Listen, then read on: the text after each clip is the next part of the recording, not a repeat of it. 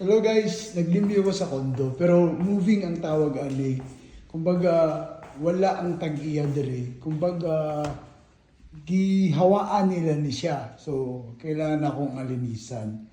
So duha ka bedroom, duha ka washroom, sala, kitchen, and then yun, ito.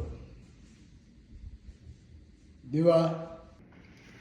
So ganahan kayo kung maglimpyo-limpyo guys na wala ang tag-iya kasi wala nagbantay sa inyo, di ba? Na yung mga times na yung mga bahay na nandun talaga yung mga may-ari.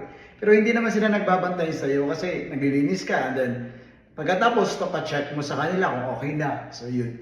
Eto naman kasi moving, minsan pagkatapos ko, tinitext ko yung ano na, eto na, minsan mag-iikot siya. Ngayon kasi is hindi siya mag-iikot. Walk-through yung tawag naman namin nun. So hindi siya mag-walk-through ngayon. Yung gagawin ko lang, yung ginawa ko pala is, nung una, pinicturean ko lahat, and then, pagkatapos ko, pipicturean ko din. Yun na yung, katibayan nga na limpyo na ako, di ba? Kugihan kay ko. So, pero karon dili ko magrota kasi naka 3 hours and a half na ako. Pero, mahuman lang na ako na siya. Actually, human na ako mag-final na lang ko na mag-vacuum, din map. Tapos na. Pero, 3 hours and a half, umano na ako siya. Hindi ako aalis dito hanggat hindi ko matapos yung 3 hours and a half. Kasi yun yung binayad sa akin eh. So, yun. 2 oras ko siya. And then 1 hour and a half. Dito na ako, tatambay lang ako. Kasi hindi ako pwedeng lumabas. Or pwede ako sa labas ng dun sa parking, dun ako tatambay. Pero hindi muna ako mag-out. Kasi para mabayaran yung 3 and a half hours ko. Kasi per hour kasi ako eh. So, hindi kasi ako yung percentage pa kasi bago lang ako kaya per hour yung bayad sa akin. So, ganito guys, tsaga-tsaga lang talaga, di ba? At least, di ba? Hindi naman masyadong pagod, di ba? Yung sinasabi nila na baka ang tawag dito, baka ma-overfatigue ako. Hindi naman.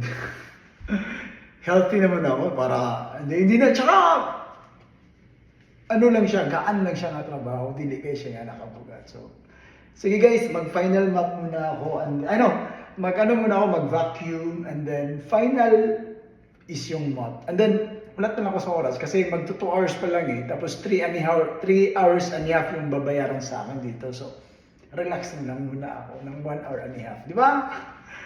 Pero minsan di naman pag masyadong marumi. Ito kasi is, malinis na kasi siya eh. So, final lang siya. Yung kailangan lang ng mga little bit na mga limpyo-limpyo. Pero pag naiusahay na hugaw talaga, ma-extend ako niyan sa oras kasi aayusin ko din naman talaga para walang feedback, di ba? Yun lang naman yung iniiwasan namin, yung feedback, negative feedback with regards sa cleaning namin. Pero so far, wala namang feedback kasi marunong tayo. Pilipino magaling dyan. So, bye-bye guys. Tapusin ko muna to.